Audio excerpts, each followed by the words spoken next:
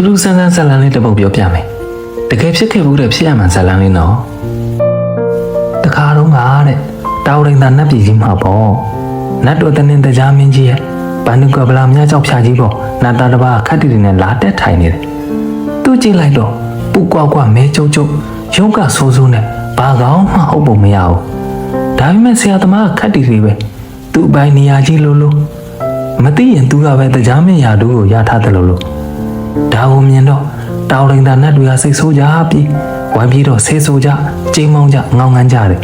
ကိုနေရာကိုမသိကိုစင်ကိုနားမလဲဒူနေရာဒူတော်နေရာတော်ဆိုတာကိုလည်းမသိတတ်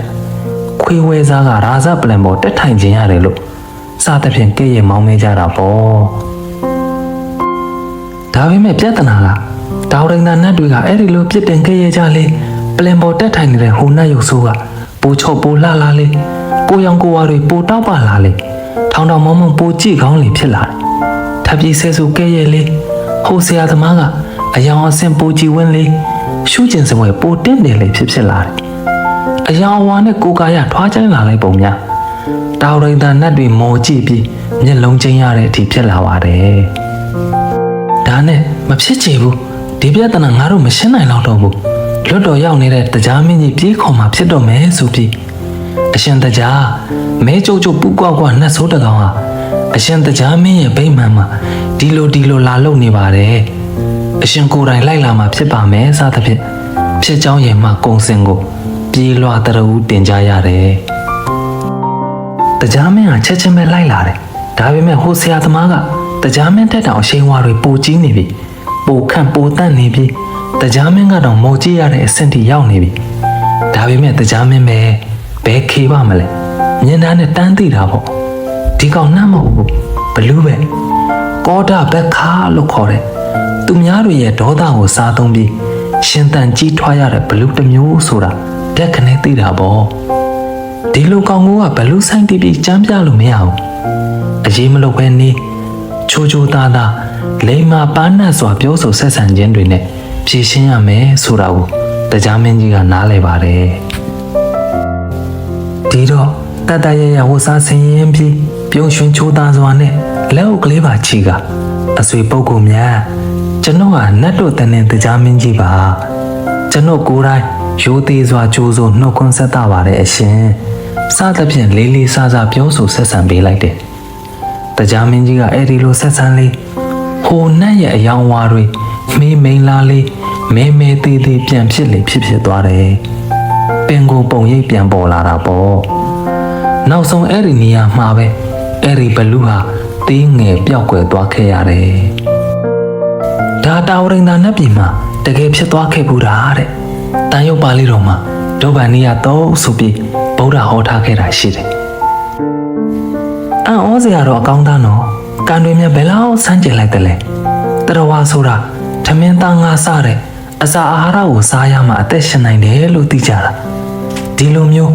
သူများဒေါသကိုစားသုံးပြီးရှင်တန်ကြီးထွားကြတဲ့တရဝါတွေလည်းရှိသေးတာပဲဒီဇလန်ကအံ့ဩစရာမဖြစ်နိုင်စရာကြီးပါလို့တွေးမယ်ဆိုတွေးလောက်တာပါပဲဒါပေမဲ့ဒီနေ့ခေတ်အခြေအနေတွေနဲ့ရှင်ကြည့်ရင်ဒါမထူးဆန်းလောက်ဘူးထင်ပါတယ် TikTok, Facebook တို့စတဲ့ social media တွေမှာပဲကြည့်လေဒီလိုပုံကူမျိုးတွေကအများကြီးမမြင်ချင်မှအဆုံးပဲသူများတွေတောက်မြင်ကအောင်တမင်တကာလုပ်ကြအစဲခံရအောင်လုပ်ကြဦးကြောင်ချမ်းဟန်နဲ့ဘူးမသိကိုမသိပုံဖမ်းပြကြပြီးနာမည်ကြီးအောင်အမျိုးစုံကြိုးကုန်ပြနေကြသူတွေလေဒီလိုလုံးမှ ဗျူတွေတိုးလူသိများပြီးဝင်ငွေကကောင်းမှာကိုဒါမှသူတို့ဘဝကလည်းကြီးပွားရတည်နိုင်မှာလေဒီလိုပုံကိုယ်တွေကိုသူများတော်သားစားတော့တမင်တကာအစဲတောင်းပြီးကြီးပွားရှင်သန်လို့သူကောတာဘက်ကလူဒန်းစားတွေလို့ဆိုရမယ်ပြီးတော့အရသာခံပြီးမျက်စိအစာကျွေးလို့သူတွေအတွက်ဖင်လို့ရင်လို့လှုပ်လို့ရတာအကုန်လုံးမရှိရှိတာအကုန်ပြားပြီးကာမကိုချကျွေးနေကြသူတွေလည်းတပုံကြီးပဲသူတို့တွေကိုတော့သူများတဏှာကိုဖန်ဆားပြီးကြီးပွားရှင်သန်လို့သူ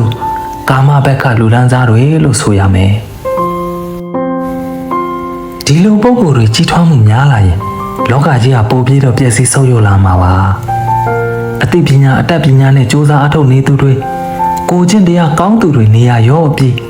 ဘာမဟုတ်သူတွေကနေရာရဝိုင်းမြောက်စားခံနေရပြီဆိုရင်ကဘာကြီးပြည့်စည်ဆုံးရုပ်ဖို့သာရှိပါတယ်ဒီလိုပုံကိုယ်တွေကိုနေရာမပေးအရင်မလုပ်ကြပါမှငြင်းသားရတဲ့ကဘာကြီးကိုရရှိမှာပါဒါကြောင့်မို့အစဲတောင်းတိုင်းဝင်မစဲမိကြစေဖို့မဟုတ်မှတွေရှောက်လို့ပြလဲဝိုင်းပြီးတော့ဆွမ်းကြီးမလောင်းမိကြစေဖို့ဘလူဆိုင်တီးပေးလေအဲ့ဒီပုံကိုယ်တွေကြီးပွားရှင်သန်လေဆိုတာကိုတရိယာကြဖို့ပါပဲကလေးလေးတစ်ချက်ဟာအော်ဒါဘက်ခ